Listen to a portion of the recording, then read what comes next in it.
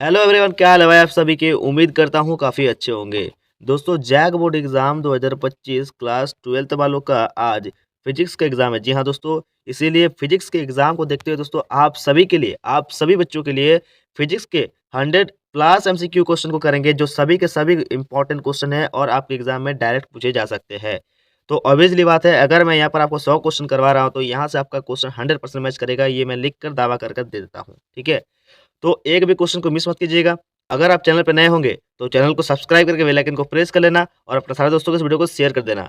और सबसे पहले आप लोगों के आंसर की पाने के लिए चैनल को फटाफट से मेरे दोस्त सब्सक्राइब करके बेल आइकन को प्रेस कर लेना। ठीक है, तो चलो आओ, समय को बर्बाद नहीं करते हुए आज के वीडियो की शुरुआत करते हैं एक नए जोश, एक नए अंदाज में। तो चलिए बिना किसी देरी किए आज के वीडियो की शुरुआत करते हैं एक नए जोश के साथ। दोस्तों, फिजिक्स का क्वेश्चन को करवाने वाला हूं, जी हाँ दोस्तों, और आप सभी के एग्जाम पॉइंट ऑफ व्यू से एक एक क्वेश्चन आपके एग्जाम के लिए बहुत ज्यादा इंपॉर्टेंट है, इसीलिए एक भी क्वेश्चन को स्किप करके मत देखिएगा, वीडियो को लास्ट तक वॉच कीजिएगा। और अगर आप लोग चैनल पे नए हो तो प्लीज प्लीज प्लीज चैनल को सब्सक्राइब कर बेल आइकन को प्रेस जरूर कर लेना। जिन बच्चों का बायोलॉजी का एग्जाम है भाई, फटाफट से चैनल को सब्सक्राइब कर लो। जिन बच्चों का केमिस्ट्री का एग्जाम है, फटाफट से चैनल को सब्सक्राइब कर लो। यानी कि हर एक सब्जेक्ट की एग्जाम का तैयारी अच्छे से करने के लिए चैनल को फटाफट से सब्सक्राइब करके रख लो, क्योंकि मैं आप लोगों के लिए जो भी वीडियो अपलोड करूंगा सबसे पहले आपके पास नोटिफिकेशन पहुंचाऊंगा। ठीक है, और फिजिक्स का मैं मैक्सिमम टू मैक्सिमम क्वेश्चंस का वीडियो अपलोड नहीं कर पाया, क्योंकि मेरा खुद का सेमेस्टर का एग्जाम चल रहा था, इसीलिए मैं अपलोड नहीं कर पाया। लेकिन आज से मैं कंटिन्यू कर रहा हूँ और आप लोगों का एग्जाम जब तक खत्म ना हो जाए तब तक मैं आप लोगों के साथ रहूंगा। ठीक है, तो घबराना बिल्कुल नहीं। चलिए आइए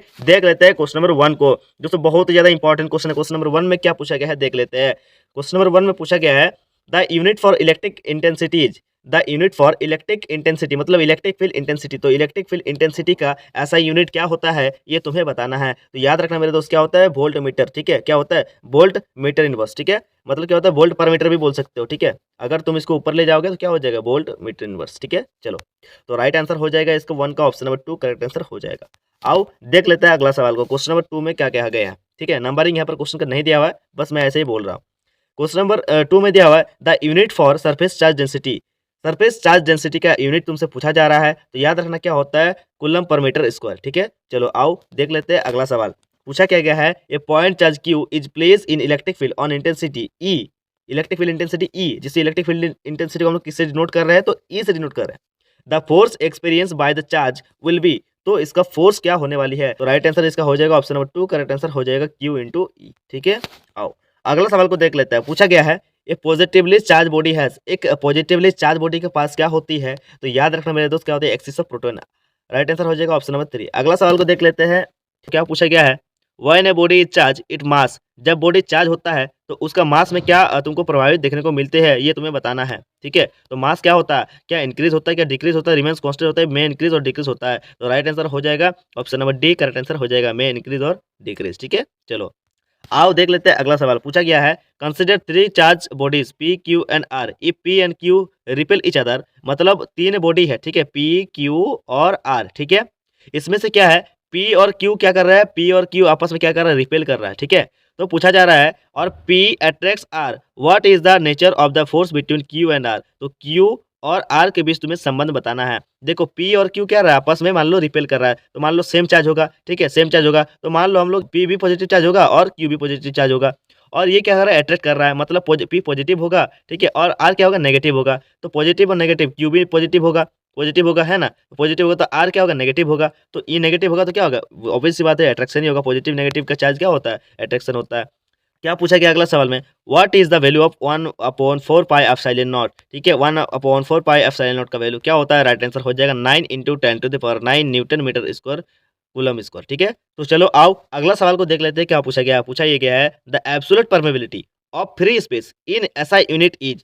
तो राइट आंसर इसका हो जाएगा, क्या हो जाएगा, 4 पाई × 10⁻⁷ ठीक है, आओ देख लेते हैं अगला सवाल को। क्या पूछा गया है, पूछा ये गया है, what is electric charge. Electric charge क्या होता है, इज इट स्केलर और वेक्टर, क्या ये स्केलर क्वांटिटी है या फिर वेक्टर क्वांटिटी है। तो इलेक्ट्रिक चार्ज क्या होता है मेरे दोस्त, हमेशा याद रखना, बहुत ज्यादा इंपॉर्टेंट क्वेश्चन है। इलेक्ट्रिक चार्ज हमेशा क्या होता है, तो स्केलर क्वांटिटी होता है। राइट आंसर हो जाएगा ऑप्शन नंबर 2। आओ अगला सवाल को देखते हैं। क्या पूछा गया है, what is the minimum charge. Minimum charge क्या होता है, ठीक है, तो राइट आंसर हो जाएगा 1.6 × 10⁻⁹ कूलम। ठीक है, आओ अगला सवाल को देखते हैं। पूछा गया है, what is the value of charge on electron, is a charge less than this value possible. तो राइट आंसर इसका हो जाएगा ऑप्शन नंबर ए, करेक्ट आंसर हो जाएगा 1.6 इंटू 10⁻19 कूलम। ठीक है, अगला सवाल को देख लेते हैं, क्या पूछा गया है।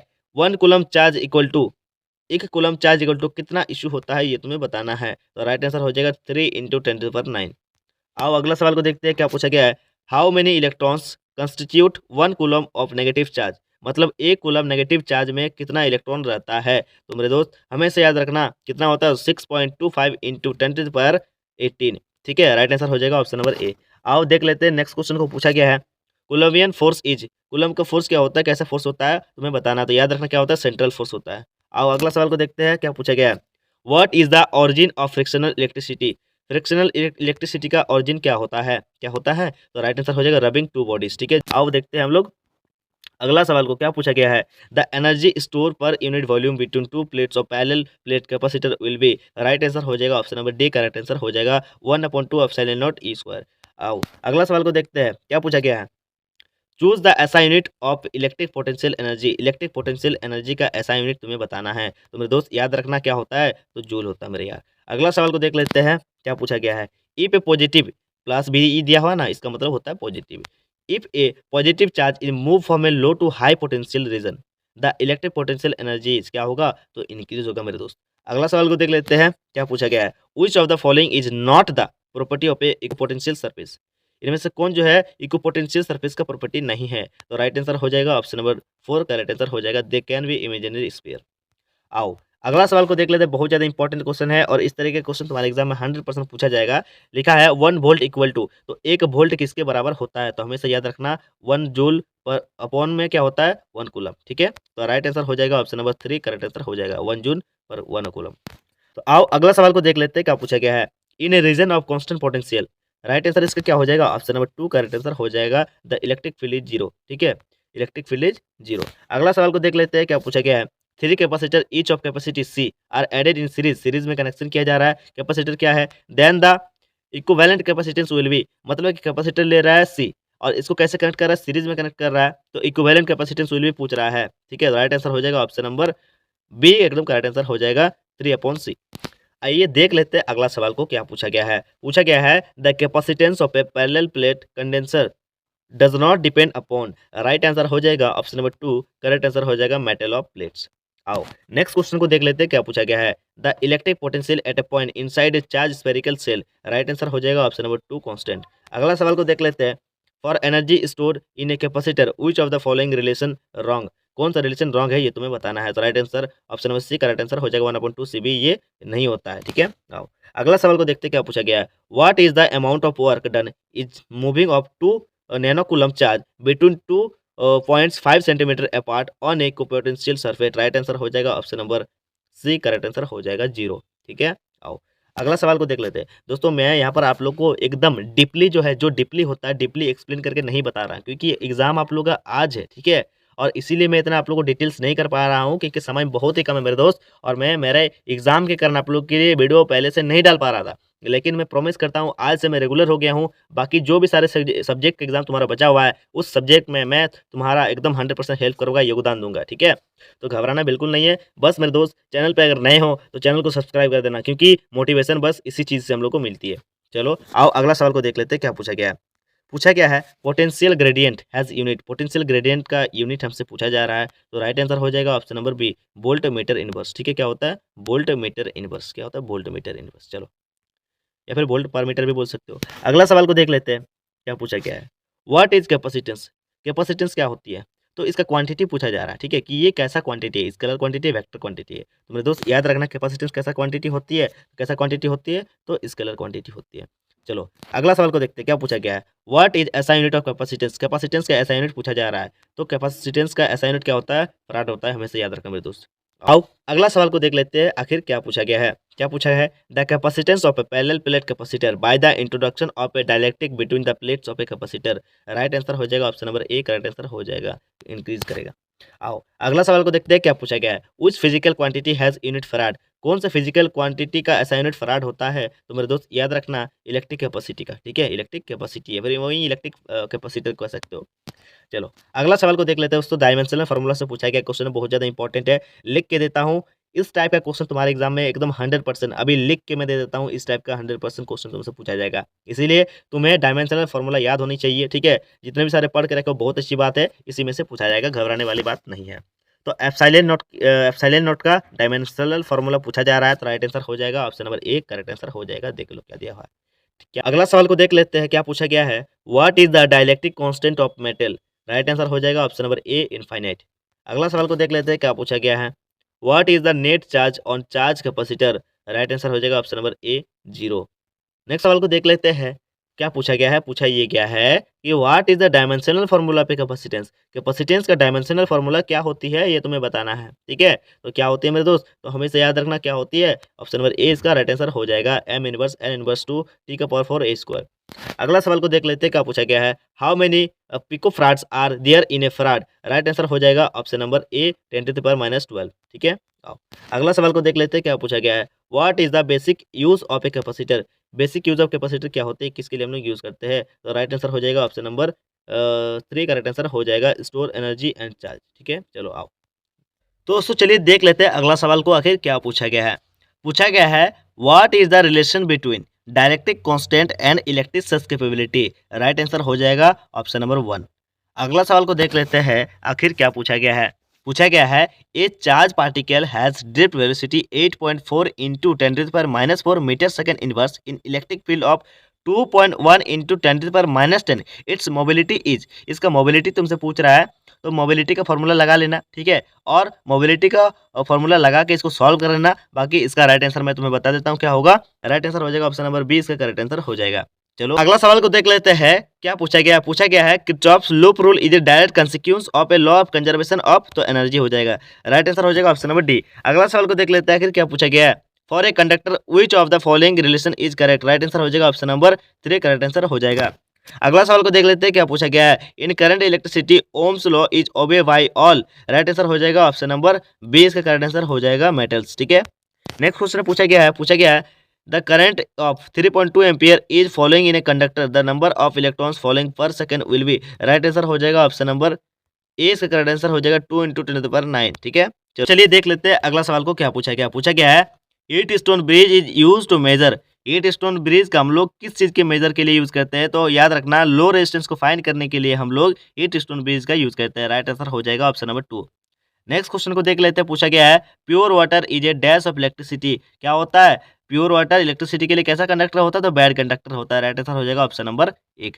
और मेरे दोस्त याद रखना ये हीट स्टोन ब्रिज से रिलेटेड तुम्हारे एग्जाम में क्वेश्चन पूछा जाता है 5 मार्क्स से। ठीक है, 5 मार्क्स का पूछा जाता है, और इसका एक्सप्रेशन भी तुम्हें फाइंड करने के लिए दे सकता है, प्रूव करने के लिए दे सकता है। ठीक है, चलो आओ नेक्स्ट क्वेश्चन को देख लेते हैं। क्या पूछा गया है what is the order of drift velocity of electron. Right answer हो जाएगा यहाँ पर option number 3 10 to the power -5 metre पर सेकंड।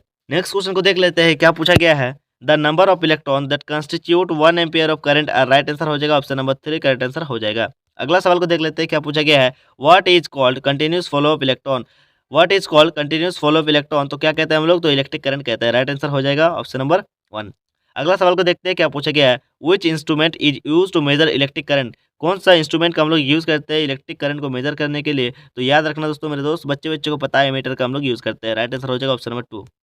अगला सवाल को देख लेते हैं। क्या पूछा गया है इलेक्ट्रिक करंट इज स्केलर और वेक्टर। इलेक्ट्रिक करंट कैसा क्वांटिटी होता है, स्केलर क्वांटिटी होता है या फिर वेक्टर क्वांटिटी होता है, तो याद रखना कैसा क्वांटिटी होता है, तो स्केलर क्वांटिटी होता है। चलिए अगला सवाल को देख लेते हैं। क्या पूछा गया है।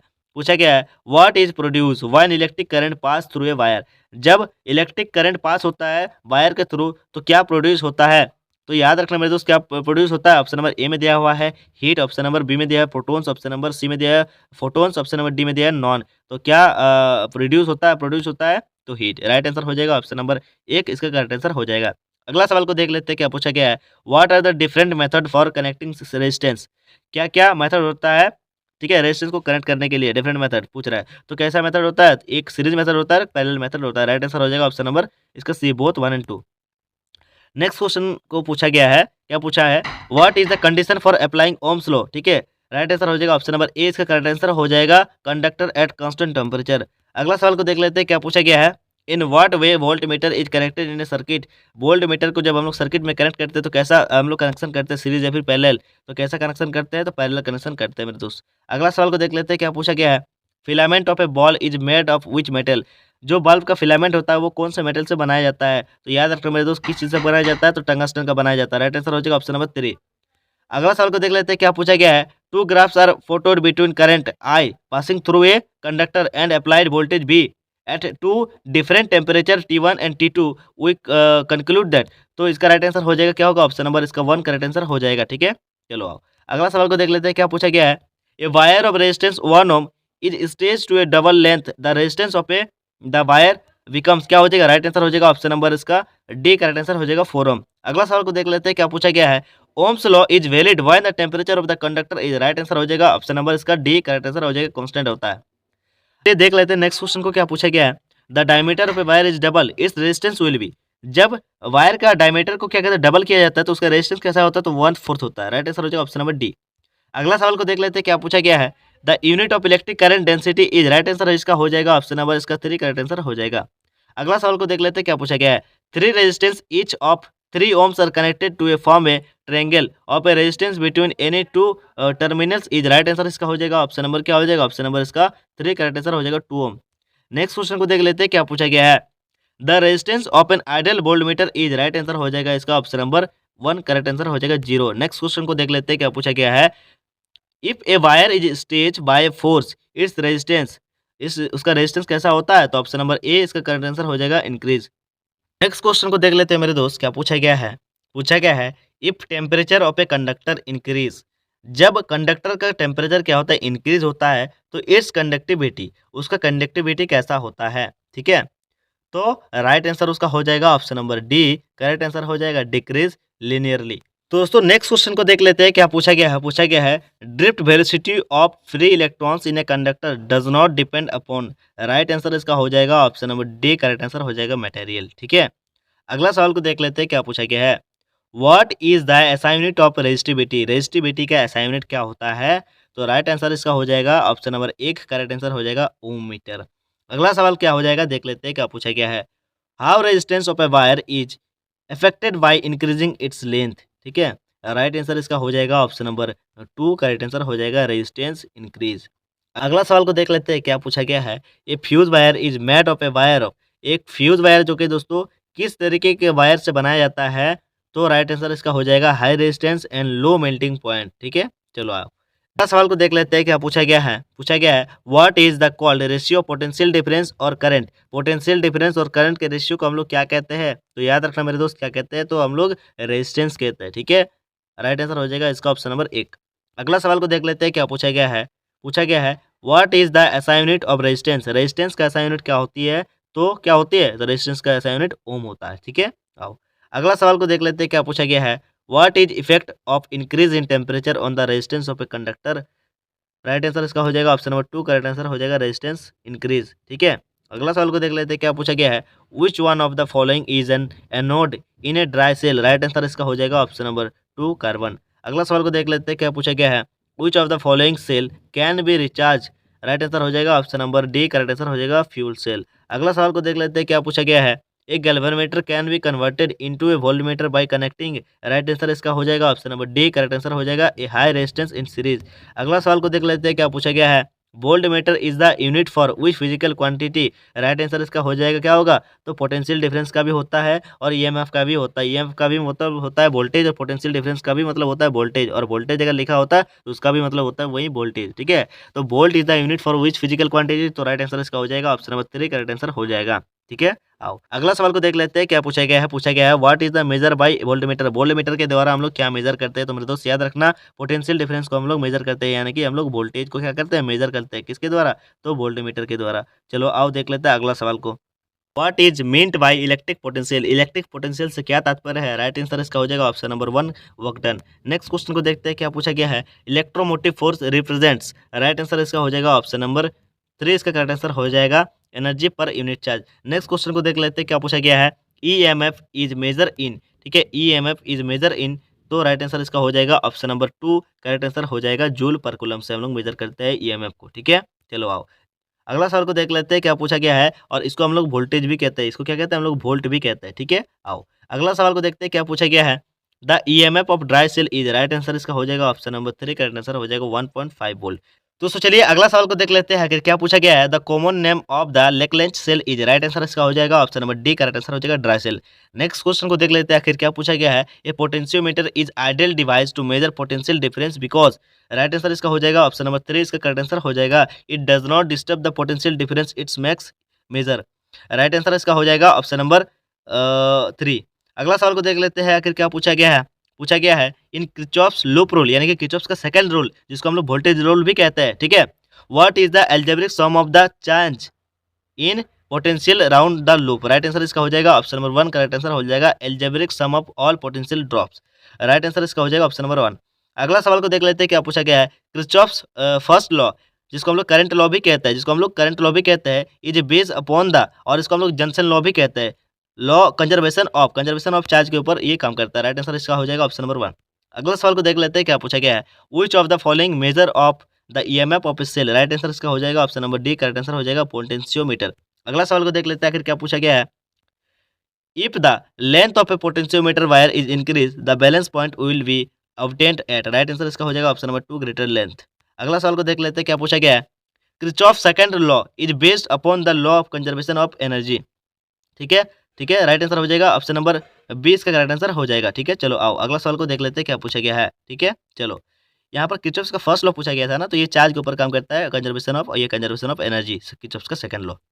तो चलिए देख लेते हैं अगला सवाल को, जो इस वीडियो का लास्ट क्वेश्चन है और आपके एग्जाम पॉइंट ऑफ व्यू से काफी ज्यादा इंपॉर्टेंट है। क्वेश्चन में क्या पूछा गया है? Wheatstone bridge is use to determine, Wheatstone bridge का हम लोग यूज करते हैं किस चीज को डिटरमाइन करने के लिए? तो रेजिस्टेंस, राइट आंसर इसका हो जाएगा ऑप्शन नंबर डी, इसका करेक्ट आंसर हो जाएगा, ठीक है। चलिए तो दोस्तों इस प्रकार से आज की इस वीडियो में दोस्तों आप लोगों के लिए 100 प्लस ऐसे एमसीक्यूज क्वेश्चन को हम लोग कर लिए जो आपके एग्जाम पॉइंट ऑफ व्यू से काफी ज्यादा इंपॉर्टेंट है, और यहाँ से आप लोगों का 100% मैं गारंटी के साथ कह सकता हूँ, 100% गारंटी के साथ कह सकता हूँ, यहाँ से आप लोग का एग्जाम में क्वेश्चन एकदम मैच करेगा, ठीक है। घबराने वाली बात नहीं है, वीडियो को अच्छे से देख के जाना, चैनल पर नए हो चैनल को सब्सक्राइब कर लेना। अभी आप लोगों के लिए एग्जाम के लिए समय बचा हुआ है, 1-2 घंटा, 3 घंटा, 4 घंटा, ठीक है। तो वीडियो और भी अपलोड होगी, बस चैनल को सब्सक्राइब कर लेना, ठीक है।